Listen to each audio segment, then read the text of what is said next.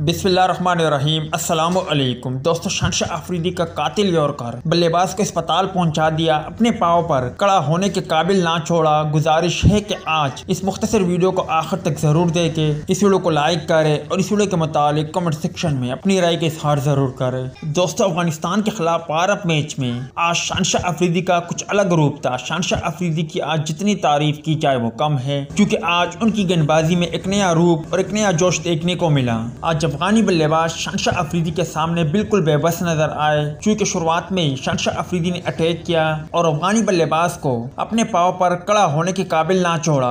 रहमानुल्लाह गुरबाज की बात करें तो वो चारहाना बल्लेबाज है और चारहाना बल्लेबाजी पसंद करते हैं, मगर जब उनका शहनशाह अफरीदी से सामना हुआ तो बिल्कुल शहनशाह अफरीदी के सामने बेबस नजर आए, क्योंकि जब शहनशाह अफरीदी ने उन्हें कातिल यॉर्कर करवाया तो वो समझ ना सके और LBW आउट हो गए। ताहम उसके बाद उन्हें काफी तकलीफ हुई, क्योंकि गेंद उनके अंगूठों पर लगा था। उसके बाद वो ग्राउंड में लेट गए, जिस पर फिजियो वगैरह आ गए। साथ पाकिस्तानी खिलाड़ी भी इकट्ठे हो गए, जो कि आप स्क्रीन पर देख सकते हो। क्योंकि ये भारत मैच था, सहूलत ना होने की वजह से अफगानी खिलाड़ी ने उन्हें पीठ पर उठाया और ग्राउंड से बाहर ले गए। आज शहनशाह अफरीदी की बात करें तो दोस्तों, आज शहनशाह अफरीदी ने उम्दा बॉलिंग का मुजाहरा किया।